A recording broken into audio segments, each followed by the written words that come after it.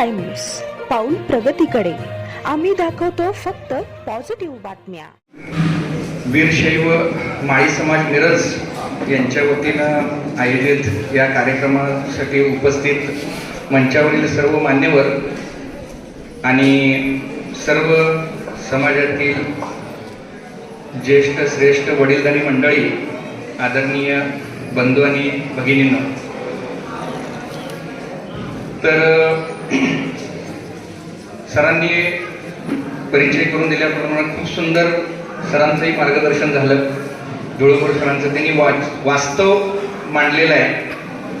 आणि खरं तर आपणही जग खूप स्पीडनं बदलायला लागले. आपणही जगाच्या बरोबरीनं काही बदल स्वीकारले पाहिजेत आणि आपला उत्कर्ष साधला पाहिजे. शिक्षणाचं महत्त्वही सरांनी त्यांच्या मनोगतामध्ये सांगितलं की कशा पद्धतीनं यशवंतराव चव्हाण सरांनी शिक्षणासाठी प्रयत्न केले. सर्व सामान्य तळागाळातल्या मुलांनाही शिक्षण मिळावं आणि सर्वांचा उत्कर्ष व्हावा यासाठी. परंतु समाजात जर बघितलं, पूर्वी माणसं अशिक्षित होती. शिक्षणाचा प्रचार प्रसार वेगानं झाला. शिक्षण जादा झाल्यामुळं समाजातल्या प्रॉब्लेम आणि अडचणी कमी व्हायला पाहिजेत का वाढायला पाहिजेत? काय वाटतंय तुम्हाला?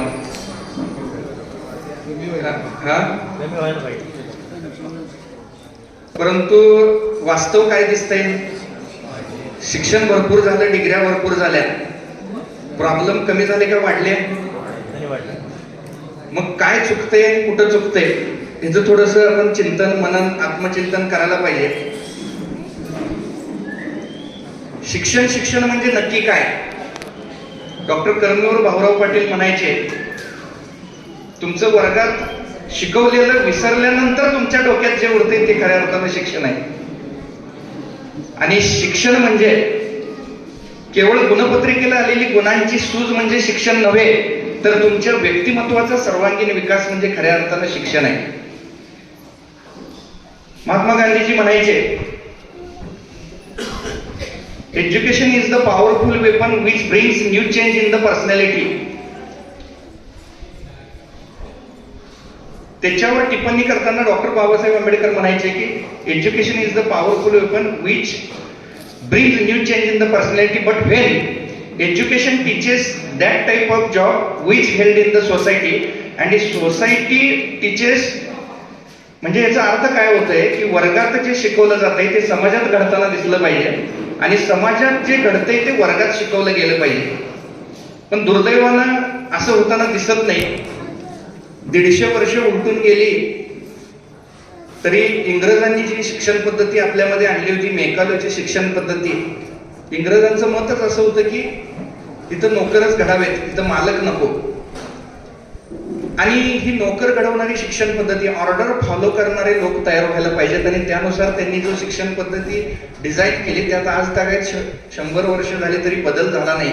आणि आपणही जरा उघड्या डोळ्यानं विचार करून ते बघितलं नाही.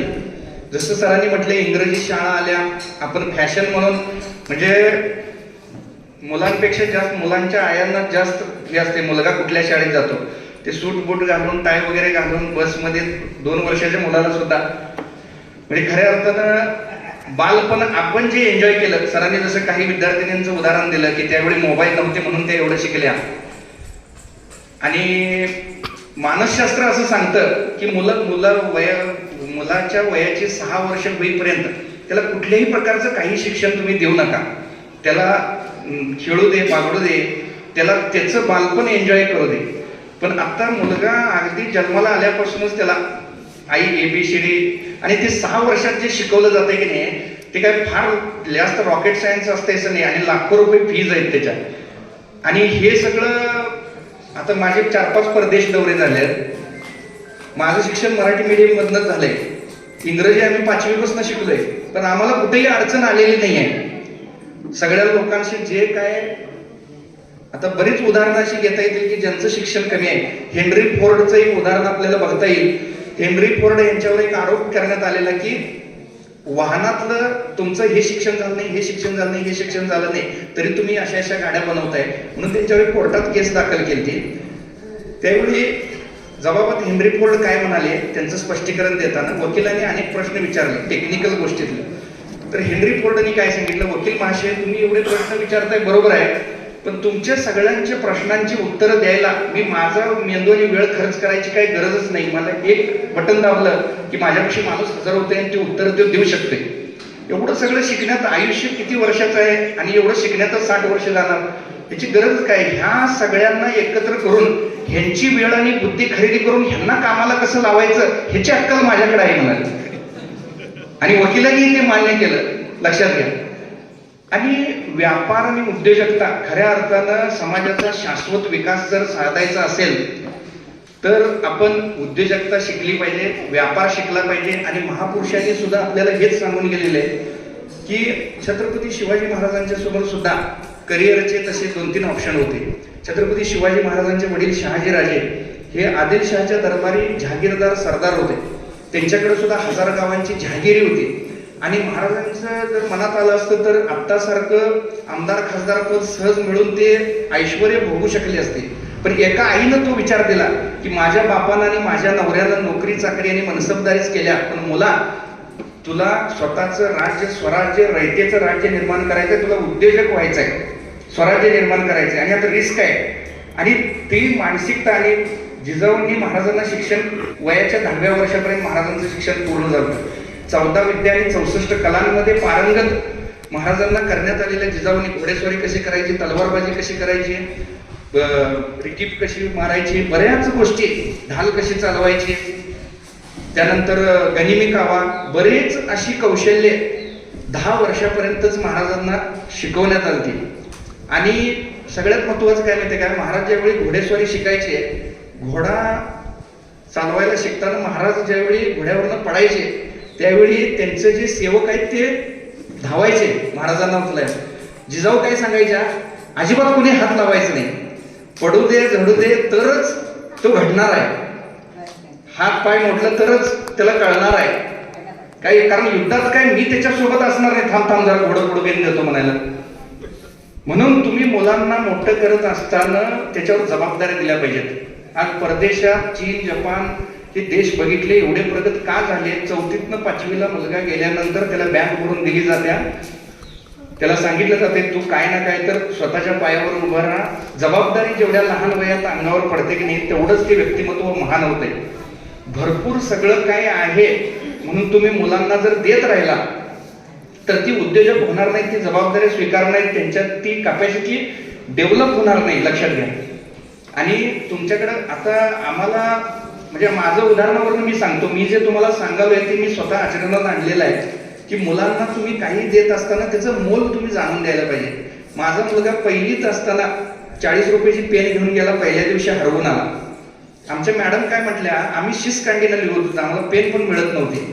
तू लेखा लगेच पहिल्या दिवशी पेन हरवून आलायस, दुकानातच पेन विकायला ठेवलेली होती, लगेच घ्यायला गेल्यावर मॅडमनी काय सांगितलं त्याला, 2 रुपयाची पेन घेऊन जा, रविवारी सुट्टी दिवशी इथं दुकानात ये, औषधाचे कप्पे 2-3 रॅक, तासभर काम कर, मग तुला 40 रुपयाची पेन देतो. मग रविवारी आला, 10 मिनिटं 5 मिनिटं काम केला. आता मुलांना काय लगेच सगळं फास्ट पाहिजे असते, काम कुठलं तर लावलं तर लगेच 5 मिनिटात कंटाळा येतोय, झालं की म्हणाला दे पेन, एवढ्यात होत नाही म्हणाल. त्याला कंटाळा येऊपर्यंत त्याला एक 5-6 कप्पे पुसून औषधं व्यवस्थित लावायला लावली आणि मग त्याला पेन दिली. त्यानं पेन वर्षभर वापरला. लक्षात घ्या. तर तुम्ही पैसे देत असताना बघा, आता मुलगा 7वीतनं 8वीला गेला, मोबाईल मागतोय, सरांनी सांगितलं मोबाईलचा दुष्परिणाम, पण त्याला सांगायला पाहिजे मोबाईल घ्यायला वय लागते, 18 वर्ष जरा पूर्ण होऊ देत मग तू मोबाईल घेऊया. 18 वर्ष झालं की त्याला सांगायचं, आम्ही आमचं स्वतः कमवून राबून आम्ही सायकल घेतलेली आहे, त्यावेळेचं माझ्या वेळेचं सांगते. आता तू 12वी झालायस, काय तर मित्र, शेजारचे काका, क्लासेस, तुझ्याकडे काय ना काय ज्ञान आहे, पैसे मिळवायला काय करायला लागते हे थोडं थोडं सुट्टीत जाऊन बघ, तू निम्म कमव, मग मी निम्म देतो, मग तू मोबाईल घे. म्हणजे असं करून जर तुम्ही मोबाईल घेतला तर तो आयुष्यभर टिकेल, आणि बापाच्या पैशाने मोबाईल घेतला तर 6 महिन्यात फुटल. लगेच एक मोबाईल घेतला 6 महिन्यात ती शेजारीचं घर दाखवते हे ऍपलचा आहे मोबाईल. म्हणजे ह्याच्यावर खरं तर चिंतन करण्याची गरज आहे आपण, आणि मुलांना स्वावलंबन शिकवण्याचं गरज आहे. स्वावलंबी शिक्षण हेच आमचं ब्रीद, असं कर्मवीर भाऊराव पाटील सुद्धा म्हणायचे. आणि किती दिवस म्हणजे आपण तेच तेच शिकवणार आहोत मुलांना, काय ना काय वेगळं. आणि जग कुठल्या स्पीडनं बदलालंय, आणि ही व्यापार उद्योजकता ह्याची ताकद किती मोठी आहे बघा की. छत्रपती शिवाजी महाराजांनी सुद्धा एवढा पारतंत्र्यात गेलेला देश, 400 वर्षाच्या गुलामगिरीतल्या देशाला महाराजांनी स्वराज्य मिळवून दिलं. आणि स्वराज्य स्थापनेची सुरुवात करताना महाराजांच्याकडे काही रिसोर्सेस होते काय? काही रिसोर्सेस नव्हते. केवळ 35,000 सुरू झालेलं स्वराज्य, 422 किल्ले आणि 3 लाख कर्मचारी, 8 मंत्री, एवढं सगळं महाराजांनी साम्राज्य जे उभं केलं केवळ 35 वर्षाच्या कालखंडामध्ये. 422 किल्ले म्हणजे ते 422 उद्योगच आहेत. आणि अशा अँगलनं आपण ते महाराजांना बघायला पाहिजे. आपण केवळ बघा की छत्रपती शिवाजी महाराजांचा आम्हाला लई अभिमान आहे, पण महाराजांचा अभिमान वाचलेला असं तू काय करतोस? म्हणजे केवळ मिरवणुका काढून, जयंती पुण्यतिथी साजरी करून काही उपयोग होणार नाही आहे. त्यांना नक्की काय संदेश द्यायचा होता ते आपण लक्षात घेतलं पाहिजे. आणि व्यापाराची उद्योजकता, आणि कुणीही बाकीचं येऊन आपलं प्रश्न सोडवणार नाहीये. म्हणजे मोर्चे काढून, आंदोलन करून आपलं प्रश्न सुटणार नाही आहे. आपणच आपलं नशीब घडवायला पाहिजे. आता बघा तुम्ही भारत देशाचं उदाहरण घ्या. हा देश 4 राजकारणी चालवल्यात का 4 उद्योजक चालवल्यात? तुम्ही बारकाईनं अभ्यास करून बघा. तर असं लक्षात येईल की 4 उद्योजकच हा देश चालवायला लागले. आणि तुम्ही मोर्चे आंदोलन किती केला तरी तुमचा प्रश्न सुटणार नाही. तुमचं प्रश्न तुम्हालाच सोडवायला पाहिजेत. 2 बोके होते, त्यांना थोडंसं लोणी सापडलं आणि ते माकडाकडे गेले वाटणी करायला. माकड म्हणाला मीच तुम्हाला समान न्याय देऊ शकतो, हा तुझ्यावर कुरघोडी करणार नाही, तो तुझ्यावर कुरघोडी करणार नाही. माकडाने एक तराजू आणला, दोन्हीकडे लोण्याचे 2 गोळे ठेवले, आणि जिकडे परडा चढ होते तिकडनं माकड खायला चालू केलं. म्हणजे आरक्षण हा लोण्याचा गोळा आहे. थोड्या वेळात असं लक्षात आलं की लोणी संपूनच चाललेलं आहे. त्यांच्या असं लक्षात आलं की आपले प्रश्न हे आपल्याला सोडवायला पाहिजेत. कुणाकडे न्याय द्या म्हणून मागायला जाऊन उपयोग नाही, स्वतः सक्षम व्हायला पाहिजे. आणि अशा रीतीनं सांगायचं काय, तूच आहेस तुझ्या जीवनाचा शिल्पकार. आपलं नशीब घडवण्याचं किंवा बिघडवण्याचं सगळं सामर्थ्य हे निसर्गानं, ईश्वरानं, परमेश्वरानं आपल्या जवळच दिलेलं आहे. आणि देवासकट सर्व काही प्राप्त करून देण्याचं सामर्थ्य प्रयत्नात आहे. आणि प्रयत्न हे रत्न देवापेक्षाही श्रेष्ठ आहे. अंधश्रद्धा, अज्ञान, वेगवेगळी कर्मकांड ह्यातनं थोडंसं बाहेर पडून खरा ईश्वर कोण आहे ते समजून घेऊन, या ब्रह्मांडाशी ट्यून कसं व्हायचं ती कला साध्य करून आपण प्रगती साधायला पाहिजे. कारण जगातील सगळ्या धर्मातील सर्व लोकांसाठी सर्वशक्तिमान परमेश्वर एकच असून तो कुणावरही कृपा किंवा कोप करत नाही. तर केवळ माणूसच स्वतःच्या सत्कर्माने किंवा दुष्कर्माने स्वतःवरच कृपा किंवा कोप करत असतो. ह्या ईश्वराला, निसर्गाला सगळेजण समान आहे. तुम्ही निसर्गाचे नियम समजून घेऊन तुम्ही जर वाटचाल केला तर तुम्ही जीवनात टॉपला जाऊ शकता. हा माझा अनुभव आहे. अगदी 2-3 हजार 5,000 सुद्धा गोळा करायची माझी ताकद नव्हती. शाळेला 5ला पैसे नसायचे, कपडे नसायचे. अशा परिस्थितीतून आज आमच्याकडे 100 लोक काम करतात. एवढा मोठा उद्योग जर उभा राहू शकत असेल तर तुम्हालाही ते शक्य आहे. फक्त तुम्हाला उघड्या डोळ्यांनी संधी शोधता यायला पाहिजेत. 150 करोड लोकसंख्या असलेल्या या भारत देशामध्ये उद्योग व्यवसायाच्या संधी प्रचंड असताना सुद्धा केवळ नोकरीसाठी शिक्षण घेणं म्हणजे सोन्याच्या खाणीत कोळसा शोधण्यासारखं आहे. आणि अक्षरशः भेसळयुक्त खाना, रसायनयुक्त खाना याच्यामुळे आयुष्य मर्यादा कमी झालेली आहे. आपले आजी पणजी 100 वर्ष जगायचे, सरासरी आयुष्य 60 वर्षाचं झालेलं आहे. इथं बसलेली बरीच मंडळी आहे. आता आजचा तरुणांनी उद्योजकता हा विषय आहे, खरं बरीच मंडळी सगळी वयस्कर मंडळी दिसायला लागलेत. मला नक्की मार्गदर्शन कोणाला करायचं हा प्रश्न आहे. पण तुम्ही ऐकून जाऊन तुम्ही मुलांना सांगावं आणि त्या पद्धतीने शिक्षण द्यावं हा त्याच्या पाठीमागचा उद्देश आहे. आणि कधी तर आपण सगळ्यांना, मित्रांनो, बंधू भगिनींनो, याचं चिंतन केलं पाहिजे. इथं बसलेलं कोण तर 35चा आहे, कोण 40चा आहे, कोण 45चा आहे. इथनं पुढे जरी आपण 50 वर्ष जगणार असलो तर आपल्याकडे फक्त 22,000 दिवस आहेत. त्यात पण 2,000च रविवार आहेत. एक दिवस आपल्याला जायचं आहे. पण जेवढे दिवस आपण इथं आहे, वेगळी नाव, वेगळी ओळख आणि समाजात मानानं जर जगायचं असेल, आणि नक्की आपला जन्म कशासाठी आहे मी किती आनंदी आहे याच्यापेक्षा माझ्यामुळे किती लोक आनंदी आहेत. आनंद वाटता वाटता आनंद लुटण्याची कला कशी साध्य करायला पाहिजे, आणि हे सगळं उद्योजकतेतनं साध्य होऊ शकतं असं मला वाटतंय. कारण डॉक्टर APJ अब्दुल कलाम सुद्धा तत्कालीन राष्ट्रपती म्हणायचे, चांगलं शिक्षण घेणं म्हणजे चांगली नोकरी लागणं, हे जोपर्यंत वडिलांच्या म्हणजे आई वडिलांच्या, शिक्षकांच्या, विद्यार्थ्यांच्या डोक्यातनं जाणार नाही तोपर्यंत नोकर जन्माला येतील, मालक नाही.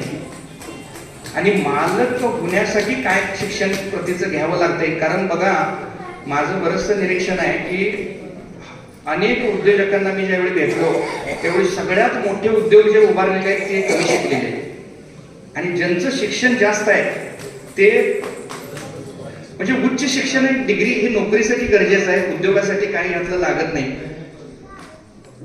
असं मला म्हणायचं आहे. आणि डिग्रीचं सर्टिफिकेट पण मला कधी तर पदवीदान समारंभ बघताना गंमत वाटते सर, आणि ती खरी परिस्थिती झालेली आहे. तुमचा सत्कार केला जातो आणि डिग्रीचं सर्टिफिकेट असं सुरळी करून दिलं जाते तुम्हाला हातात. तुम्ही कधी फोटो आलेला बघितला असला तर बघा, असं सुरळी करून दिलं जाते. याचं काय करायचं ते करा तुम्ही. आता डिग्री घ्या आणि याचं काय करायचं ते करा.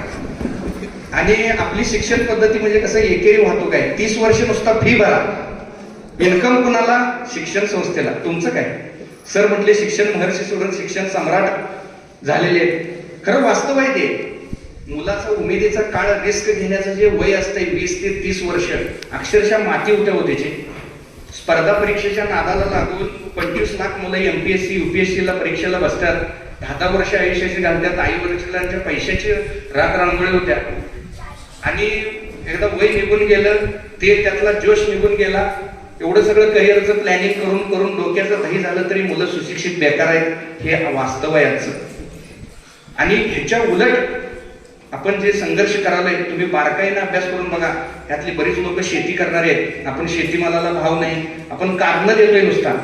पण 100-150 वर्षापूर्वी संत तुकडोजी महाराजांनी पण सांगितलं होतं, कच्चा माल मातीच्या भावे, पक्का होताची चौपटीने घ्यावे, कैसे सुखी होतील ग्रामजन पिकवणी उपाशी.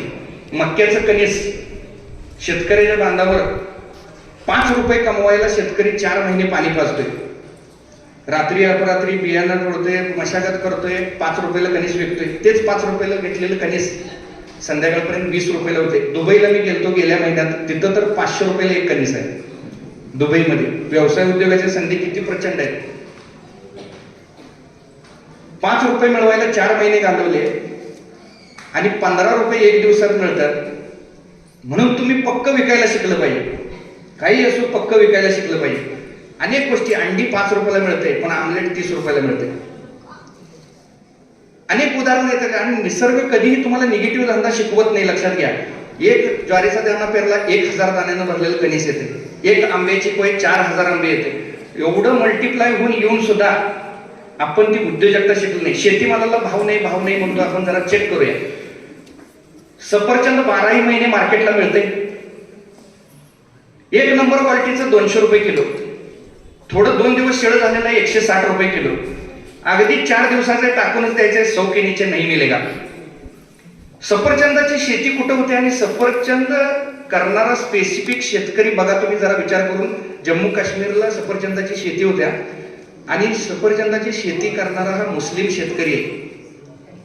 तिथून मुस्लिम माणसाच्याच लॉरी ट्रक मधनं तो सफरचंद सांगलीच्या मार्केट यार्ड मध्ये किंवा मिरजेच्या इथं फळ मार्केटमध्ये येतोय. त्याचा घाऊक मध्ये सौदा होतोय. तो सौदा करणारा माणूस कोण आहे, ज्याला आपण बागवान असं म्हणतो. तुम्ही बारकाईने जरा चिंतन करून बघा माणूस कोण आहे. तिथून पुढे सौदा झाल्यानंतर हात गाडीवर धंदा हलका वाटतोय तुम्हाला, पण मी सगळ्या प्रकारच्या वस्तू विकतोय. मला सगळं माहिती. म्हणजे त्यात प्रत्येक धंद्याचं गणित काय असते, यात पैसे किती मिळतात. 700-800 रुपयाला एक पेटी मिळालेली. एका पेटीचं 10 किलो सफरचंदाचं 1400 ते 1500 रुपये होतात. 2-3 पेट्या सफरचंद दिवसभरात हात गाडीवर विकणारा पण मुलगा कोण आहे, तुम्ही जरा चिंतन करून बघा.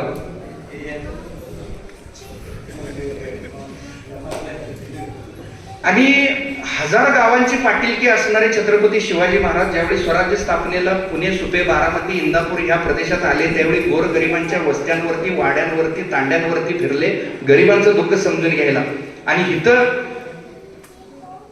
पोरांना मी ज्यावेळी सांगतो काय तर इडली वेग, चहा वेग, वडापाव वेग, काय ना काय धंदा कर, उद्योग कर, टपरीपासून फॅक्टरीपर्यंत प्रवास तुझा होऊ शकतोय. पटतंय सर मला तुमचं, पण आम्ही देशमुख आहे ना, आम्ही पाटील आहे ना, अजून एक कोणतं आहे की आमचं.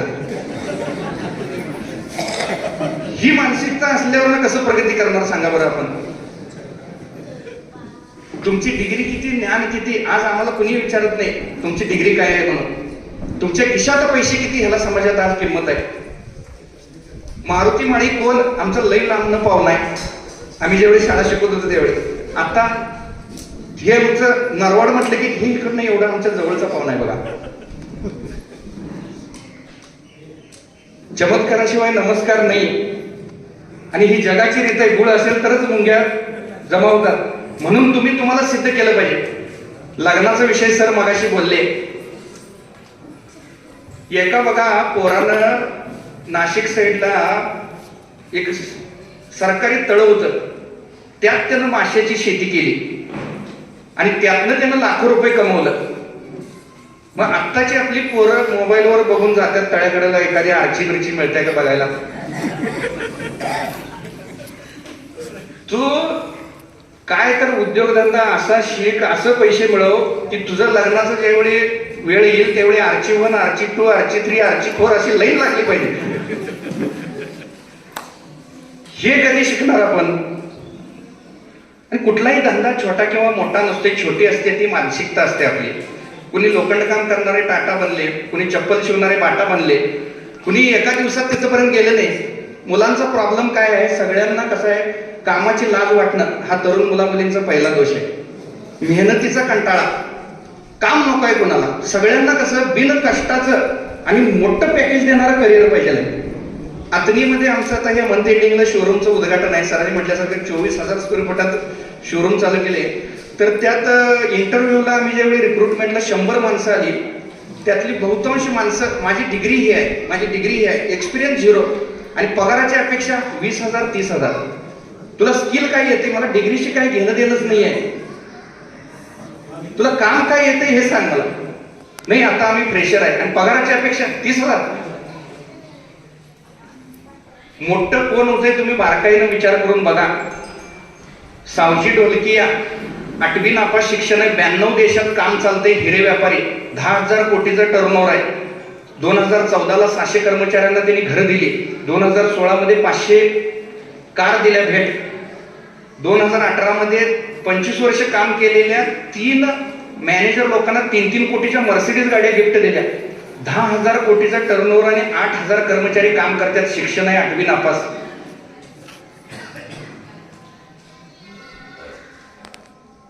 अति शिकलं तर काय प्रॉब्लेम व्हायला माहिती का सर. म्हणजे शिक्षण गरजेचं आहे, मी शिक्षणाचा विरोध करतोय असं नाही, पण नक्की शिक्षणाबरोबर काय अजून शिकायला पाहिजे. आणि इथून पुढे 5 वर्षानंतर स्किल शिकणाऱ्या माणसाला किंमत आहे. आज आम्ही सांगलीमध्ये कुठलेही 4 व्हीलर रिपेअरिंग करणारा मिस्त्री कुठल्या समाजाचा आहे तुम्ही बारकाईनं बघा. वेल्डिंग फिटिंग चांगला गौंडी मिळत नाही, चांगला वेल्डर मिळत नाही, चांगले पीयूपी करणारा माणूस मिळत नाही. कारागीर लोक. कालची गंमत सांगतो तुम्हाला. सकाळी मी शोरूम मध्ये आलतो बेडगमध्ये. आमच्या गावातला एक गौंडी काम करणारा मुलगा, दोघं भाऊ आहेत, थार जीप घेऊन शोरूम समोर थांबले. थार जीप, 18 लाख रुपये त्या जीपची किंमत आहे, गौंडी काम करणारा. मग सावळतला आमचं शोरूम आहे, थोडं मटेरियल द्यायचं. दिलं, अरे गाडी कधी घेतलास, काय घेतलं. मग एवढ्या लांब काय नाही, काम मटेरियल सहित अंगावर घेतलंय म्हणाला. मला प्रश्न पडला, इथं इंजिनियर झालेली 50 जण येऊन भेटतात, 15,000 पगारात पुण्यात काम करतात आणि हे गौंडी ठार जीपनं चाललाय. वय आहे त्याचं 22-23. म्हणजे हे वास्तव आहे सर, हे नाकारून चालणार नाही. तुमच्याकडे एखादं स्किल असलं, स्किल असलेल्या माणसाला आपण पण अडलेल्या नडलेल्या ठिकाणी म्हणेल तेवढं पैसे देतोय. आज लाईट फिटिंगचं काम असू दे, फ्रीज रिपेरी असू दे, एसी रिपेरी असू दे. आज आम्ही फर्निचरचं प्रोडक्शन चालू केलंय. 2 महिने कारागीर मी शोधत होतो. उत्तराखंडचे कारागीर शेवटी मिळाले आम्हाला. कुठल्या समाजाचे आहेत? मुस्लिम समाजाचे. सगळे 20 कारागीर आम्हाला मिळालेले सगळे मुस्लिम समाजाचे आहेत. कमी वयात काय ना काय स्किल शिकणं ह्याला पुढच्या काळात किंमत आहे. आज 4 चाकी रिपेअरी करून कुठलेही रिपेअर करून रोज 5,000 आणि 10,000 मिळवतात आणि आपण मात्र नोकऱ्यांच्या मागे लावून आपलं रोजीरोटी सुद्धा भागत नाही. हे खरं वास्तव आहे आता सध्याचं. आणि आपण ही उद्योजकता आपण डोक्यात घेतली पाहिजे. अनेक आता महिला इथं अनेक उपस्थित आहेत. मी एका उद्योजक मेळाव्याला सोलापूरला गेलो, 4थी नापास एक महिला आलेली तिथं. ती 27 बचत गट चालवायची. तिच्याकडे इतकं स्किल होतं, कौशल्य होतं. त्या बचत गटांच्या माध्यमातून तिचं एक 7-8 प्रकारच्या चटण्या, 5-7 प्रकारच्या भाकऱ्या, असं वेगवेगळे पदार्थ, गृहोद्योगाचे पदार्थ विकायचे. 1 कोटीचा टर्नओव्हर झाला, त्यांना पुरस्कार मिळाला. तर तिच्याकडे एवढं स्किल आणि कौशल्य होतं. आपल्याला संधी शोधता यायला पाहिजेत. बघा, तुमच्या आजूबाजूलाच काय संधी आहे, भरपूर संधी असतात. तिनं बघा घटस्थापना आता नुकतीच आलेली, घटस्थापनेला माती आणलेली, 2 पोती माती शिल्लक राहिलेली. तिने ते महिला बचत गटाच्या माध्यमातून जरा माती चाळून वगैरे घेतली, त्यात कडुलिंबाचा पाला, तुळशीचा पाला असं प्रकारचं जरा कुटून मिश्रण करून काढलं आणि त्याचे 50-50 ग्रॅमचे छोटे छोटे पॅकेट्स बनवले आणि ते बचत गटांच्या माध्यमातून स्टॉल जे लावतात सगळ्या शहरातल्या बायांना फेस पॅक म्हणून विकले आणि त्या 2 पोती मातीचं 40,000 रुपये केलं तिनं. आणि तिने मार्केटिंग असं केलं, ते फेस पॅक तुम्ही काढला, त्यात पाणी घातला नाही, ते फेस पॅक आमचा एवढा भारी आहे, तुम्हाला गार गार लागते आणि तुमचा चेहरा एकदम क्लीन तजेल तवाना होते. आता मातीत पाणी घातल्यावर गारच लागते, त्यात काही वेगळं रॉकेट सायन्स नाही आहे. तुमच्याच आजूबाजूला ते तुम्हाला शोधता आलं पाहिजे, कशात आपल्याला संधी आहे. पण आपण हे शिकलो नाही, लक्षात घ्या. आता बघा इथं गावाभराचं राजकारण करून सरपंच नगरसेवक होत नाही. तिथं चहा विकता विकता माणसं कुठे गेली, डायरेक्ट चहा विकण्यासाठी चहा विकायची, पीएम होण्यासाठी चहा विकायचा, अशी 100 तर पोरं तयार होते. ह्याच्यावर थोडंसं चिंतन करण्याची गरज आहे. आणि मुलांना मी सातत्यानं सांगतो, तुम्ही नुसता जर शाळा शिकला तर जीवन वाया जाईल. तुम्ही शिक्षणाबरोबर छोटा मोठा उद्योगधंदा करा, नाहीतर कुठेतरी तुम्हाला ज्या क्षेत्रात आवड आहे तिथं तुम्ही काम तरी करा. एक वेळ शिक्षण, एक वेळ उद्योगधंदा. तुम्हाला शिक्षण तुम्हाला नॉलेज देईल, पण तुम्ही करत असलेलं छोटं मोठं काम आणि छोटा मोठा उद्योग किंवा तुम्ही शिकत असलेलं स्किल तुम्हाला जीवनाचं आणि जगण्याचं ज्ञान देईल. पैसे मिळवायला काय करायला लागतंय, उगाच 22 आणि 25 वर्षाचा मुलगा झालाय आणि तो बापाच्या जीवावर ऍपलचा फोन आणि गाडी घेऊन फिरतोय.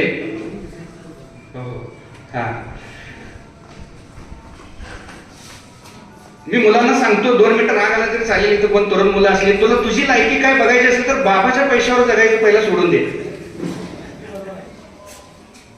तर तू उभा राहू शकणार आहेस. इथं 25 वर्षाचा मुलगा झाला तरी अजून ऍडमिशन घ्यायला बाबा संगच. मग कसं ते मुलं स्ट्रॉंग होणार आहेत सांगा की. आणि महत्वाचं म्हणजे हे सगळं आयांच्याकडे आहे. इथं भरपूर महिला भगिनी आहेत. छत्रपती शिवाजी महाराज घडण्या अगोदर जिजाऊ पहिला घडल्या पाहिजेत, पण जिजाऊ सगळे आज व्हॉट्सअप आणि फेसबुक मध्ये बिझी आहेत. मग शिवाजी घोड्यावर बसणार कुठून. बघा, मला माझ्या जीवनात प्रगती व्हायचे 3 सिक्रेट सांगतो मी. 2019 मध्ये जीवनोदय मिशनचे कर्जतला ज्ञानपीठ आहे, तिथं कोर्सला बरीच माणसं, म्हणजे ते एक मोठं यश मिळवण्याचं रहस्य आहे. तर ते कोर्सची एकदा मी इथं मिरजमध्येच एक मोठा जाहीर कार्यक्रम होता शाळेत, तेलसन सरांची एक शाळा इथं स्कॉलर्स पब्लिक स्कूल, तिथे एक व्यक्ती आलेली. ती कोर्सची माहिती स्टेजवरनं सांगितल्यानंतर ती खाली आल्यानंतर त्या व्यक्तीनं सांगितलं की मला ह्या ट्रेनिंगला यायचं आहे आणि तुम्ही नाव नोंद करून घ्या. तर ती व्यक्तीचं पर्सनॅलिटी जरा, आता तुम्ही एवढी सगळी लोक बसला की नाही, ती व्यक्ती जरा उठावदार दिसत होती, त्याच्यात एनर्जी त्या लेवलची होती. आणि प्रभावशाली व्यक्ती म्हणजे कसं, एक 20-25 तोळा सोनं, चांगले कपडे, फॉर्च्युनर गाडी, ड्रायव्हर म्हटलं की जरा लक्ष वेधून घेतेच ती व्यक्ती. मग नाव नोंद करून घेतलं, त्या व्यक्तीबद्दल चौकशी केली. नंतर आम्ही कोर्सला गेलो, त्यांचे वेगवेगळ्या प्रकारचे 7-8 व्यवसाय होते. त्यानंतर त्यांचं बघितलं मी, त्यांनी एक 5,000 लोकसंख्येच्या खेडेगावात एक 2.5 कोटीचा बंगला बांधलेला. त्यांनी काय म्हणायचे, कुठं चलो सिंगापूर, चलो दुबई, जिथं ह्या माळात इथं सिंगापूर उभारलं पाहिजे, ही क्षमता माझ्याजवळच आहे. ते बंगल्याला पण नाव त्यांनी रहस्य दिलेलं आहे. त्यांच्या वेगवेगळ्या रहस्य, रॉन्डा बर्ने या लेखिकेचं रहस्य पुस्तक आहे. ते बंगला बघत असताना दुसऱ्या मजल्यावर बघितलं तर एक 500 ते 700 पुस्तकांचं एक कपाट होतं. त्यांच्या बेडरूम मध्ये पुस्तक दिसलं, हॉलमध्ये पुस्तक दिसलं. आणि त्या वेळेपासून, त्याच्या अगोदर पण मला वाचायची आवड होती, पण मी ग्रंथालयाचा एका सभासद होतो. पुस्तक आणलं की 2 महिने वाचायचंच व्हायचं नाही. पण तिथं 50% पुस्तकं ही मनी सिक्रेट ह्याच्याबद्दलची होती. सगळ्या पुस्तकांचे फोटो काढून घेतले आणि पहिला पुस्तकं जाऊन विकत आणली नाही. आणि मी पण पुस्तकं वाचायला चालू केली. त्यावेळी मला एक गोष्ट लक्षात आली की केवळ श्रीमंत माणसंच पुस्तकं वाचतात असं नसून पुस्तकं वाचणारीच माणसं श्रीमंत होत असतात.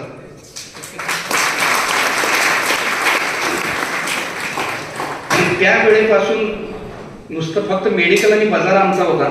तिथून पुढे 4 वर्षात आमचे आता 7वं शोरूम व्हायले. आम्ही एक संस्था, गावात पतसंस्था नव्हती, संस्था काढली. आमची जवळजवळ 8 कोटीला संस्था 2 वर्षात गेली. 20-20 वर्षांच्या संस्था अजून 1-1.5 कोटीवरच अडकलेले आहेत. मग हे सगळं कशामुळे सांगा? केवळ आणि केवळ वाचनामुळे. मी किती वाजता घरी जाऊ दे 40 पानं वाचल्याशिवाय झोपत नाही. दररोजचा दिनक्रमच आहे. नोट्स काढल्याशिवाय डायरेक्ट. खऱ्या अर्थानं तुमच्या मोबाईलवर सगळं जरी उपलब्ध असलं तरी तुम्ही पेपर बुक वाचणं हे फार गरजेचं आहे. नोट्स काढणं हे गरजेचं आहे. तुमचं ज्ञान वाढवणं गरजेचं आहे. आणि पैसा श्रीमंतासाठी काम करतो आणि गरीबाला काम करायला लावतो. पैशाकडनं काम करून घेतात ते श्रीमंत होत जातात आणि पैशासाठी जे काम करतात ते गरीब होतात. तुम्ही नोकरी करता म्हणजे तुम्हाला टाइम द्यायला लागतो, तुम्ही पैशासाठी काम करता. आज मी तुम्हाला इथं बोलावलंय, आमची 100 माणसं काम करायला. 100 दिवसाचं काम आम्ही 1 दिवसात करावं. अरे आज आणि उठून कामाला जायचं. हे तुम्हाला फ्रीडम जर मिळवायचं असेल, तुम्हाला आर्थिक स्वतंत्रता जर मिळवायची असेल तर तुम्ही उद्योजक व्हायला पाहिजे. हुशार माणसाची बुद्धी आणि वेळ खरेदी करून त्याला कामाला कसं लावायचं हे तुम्ही शिकलं पाहिजे. आणि हे सगळं कसं फक्त आणि फक्त तुम्ही ज्ञान संपादन करण्यानंच होऊ शकते. आणि ज्ञान म्हणजे नुसतं पुस्तकी ज्ञान, शाळेत शिकवलं जाणारं ज्ञान नव्हे, ह्याच्या पलीकडचं ज्ञान. जगात अनेक फॉरेन फिलॉसॉफर आहेत, अनेक गोष्टी आहेत ज्यांनी विचारावर, मनावर, त्या व्यक्तीनं 100 पेक्षा जास्त ट्रेनिंग केली होती. अजूनही कुठे शिकायचं असलं त्यावेळेपासून आम्ही शिकायला पैसे खर्च करायला चालू केलो. आता लोकांना कसं आहे, ज्ञान म्हणजे फुकट द्यायला पाहिजे, फुकट द्यायला पाहिजे. ज्ञानाचं काय पैसे घेतो. पण पैसा आकर्षणाच्या मार्गातली गुपिता अभ्यासताना आम्हाला ते पण कळालं. पंडित भीमसेन जोशी यांचं एक उदाहरण मी तुम्हाला सांगतो. म्हणजे समाजाची सेवा ही नुसता अनवाणी पायानं, रिकामा पोटानं असंच करायला पाहिजे ही लोकांची मानसिकता आहे. त्याच्यामुळे कदाचित आपल्याकडे पैसा आकर्षित होत नाही. पंडित भीमसेन जोशींना एका संतवाणी कार्यक्रमामध्ये आवाज देण्यासाठी बोलवण्यात आलं आणि त्यांनी सांगितलं एवढा वेळ मी आवाज देणार आणि माझं मानधन इतकं असेल. तर लगेच काय तिकडनं, संतवाणी कार्यक्रमासाठी तुम्ही मानधन घेणार? पंडित भीमसेन जोशी म्हणाले मी संत नाही आहे, मी फक्त वाणी देणार आहे आणि मी मानधन घेणार. माझ्या गुरुनं मला असं सांगितलंय, तुझी कुठलीही कला तू पैसे घेतल्याशिवाय कोणाला देऊ नकोस. ते पैशाचा तिरस्कार केल्यासारखं होईल आणि तुझ्याकडे पैसे प्रवाहित होणार नाही. म्हणून बहुतांश कवी म्हणजे कुठं तर पैशाचा आपण तिरस्कार करतो. लक्षात हे माइंडसेट बदलायला पाहिजे. ज्या गोष्टीचा, व्यक्तीचा आपण तिरस्कार करतो ती गोष्ट आपण जीवनात जास्त मिळवू शकत नाही. आय लव्ह मनी म्हटलं तरच पैसे तुमच्याकडे भरपूर प्रमाणात येणार आहेत. पैसा मेरा सबसे अच्छा दोस्त है, वो हर बार आ रहा है, बार बार आ रहा है, अलग अलग तरीके से आ रहा है, क्योंकि पैसा मेरा सबसे अच्छा दोस्त है.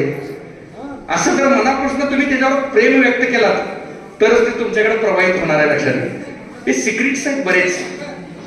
जसं सरांनी काही मगाशी पोती भरून ठेवलेले एक उदाहरण दिलं. सरांनी पोती भरून रचून ठेवले, हे पण पैसा आकर्षणाच्या मार्गातलं गुपितच आहे सर. कधी तर उपयोगात येईल म्हणून आपण 3 महिन्यापेक्षा जास्त काळ वापरात असलेली कुठली पण वस्तू ती विकून टाका किंवा देऊन टाका. इलेक्ट्रॉनिक वस्तू, चार्जर. 5वीतला शर्ट अजून आहे माझा, काय करायचं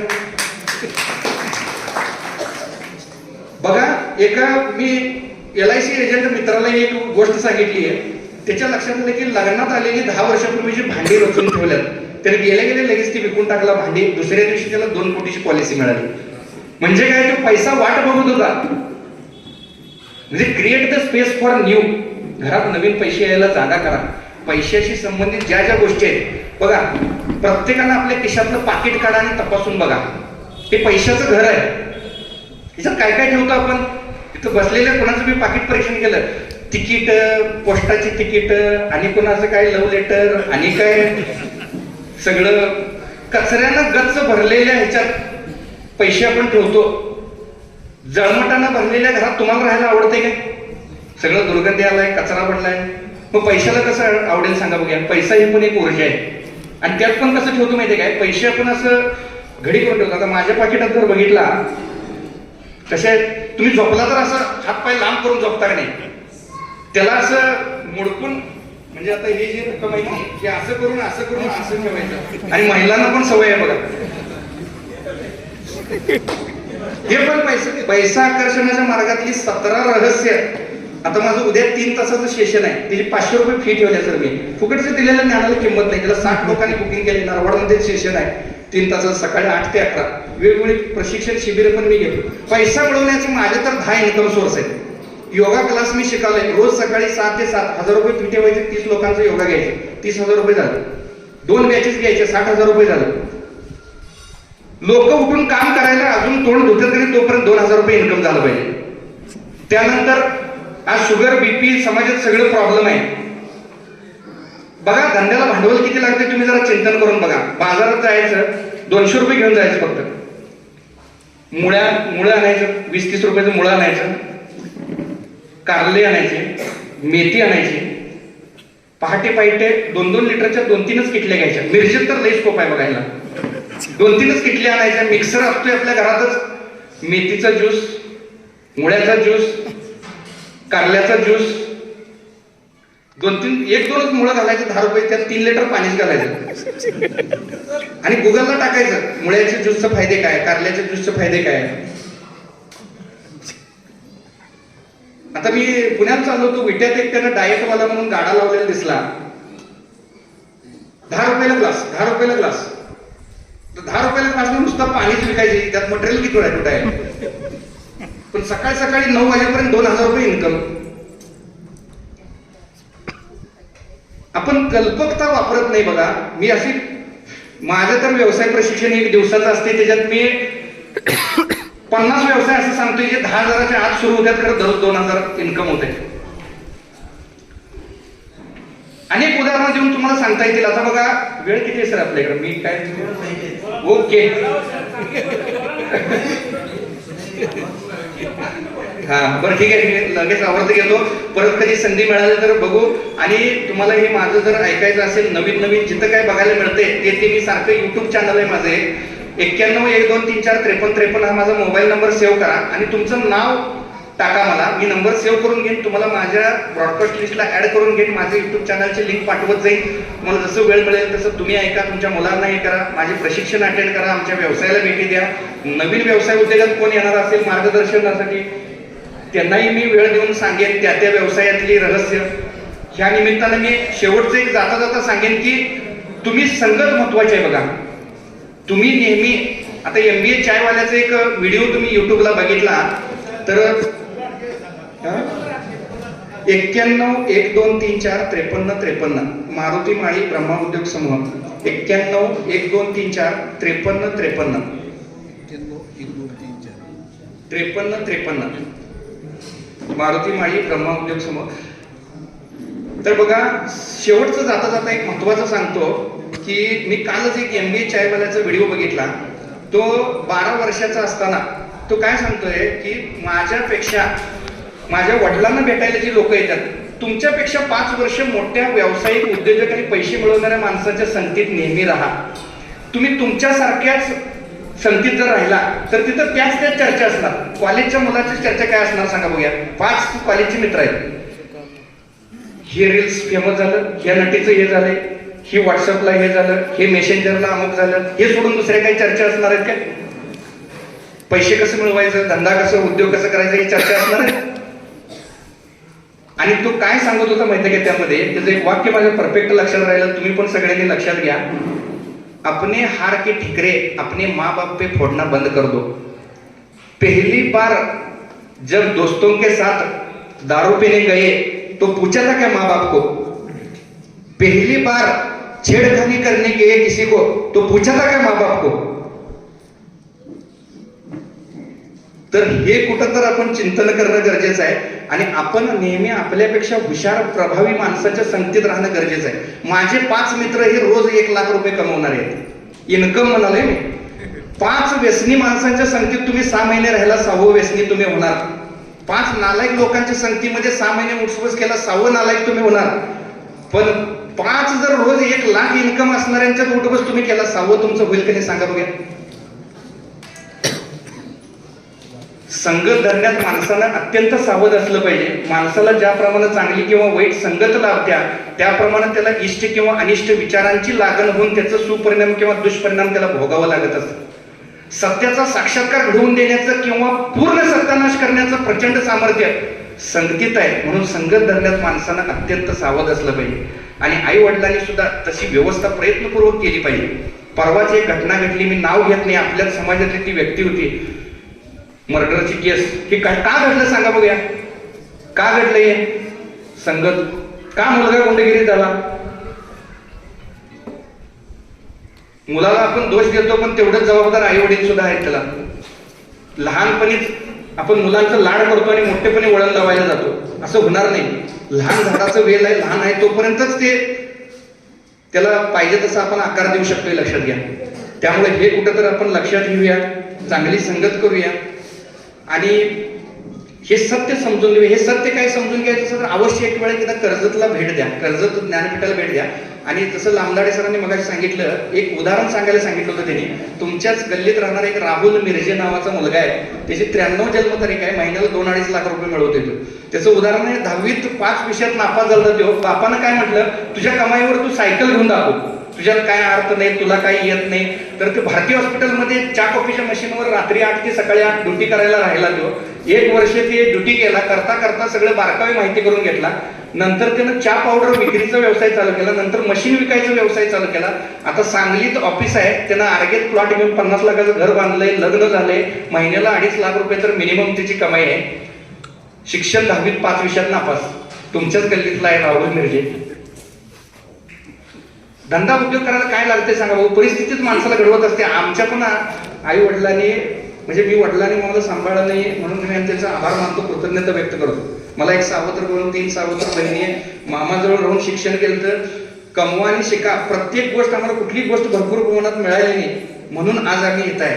आम्हाला मी भरपूर दिला असता, आम्ही पण भरपूर डिग्र्या, शाळेत पहिला नंबरच होता आमचा, पण परिस्थितीमुळे आम्हाला काम करायला लागलं. आणि उद्योग, व्यापार, धंदा, व्यवसाय, गुजर मारवाडी लोकांची संगत ही आम्हाला लहानपणी भेटली म्हणून आम्ही उद्योजक झालो.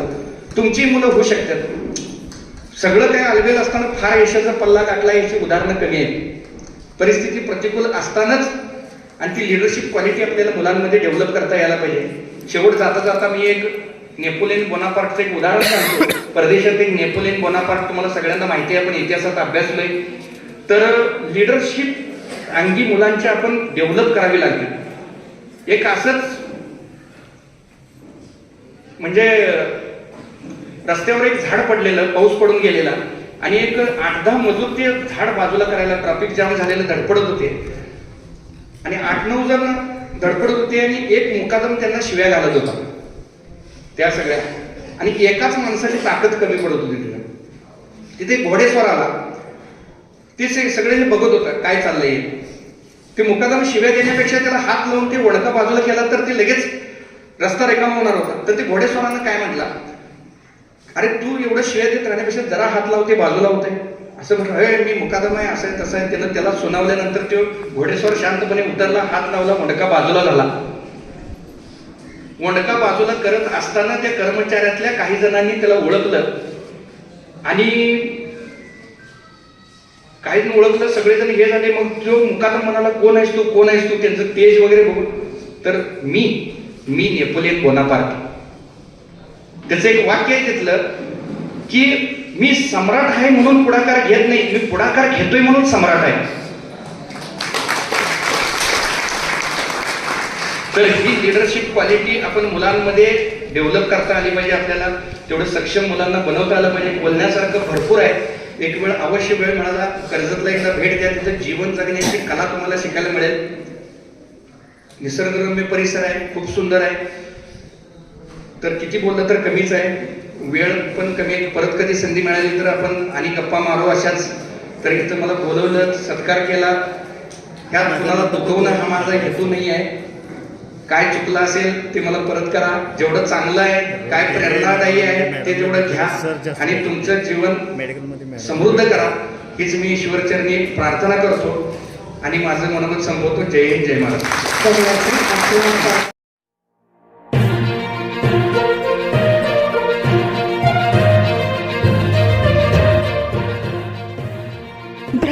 टाइम्स, पाऊल प्रगतीकडे. आम्ही दाखवतो फक्त पॉझिटिव्ह बातम्या.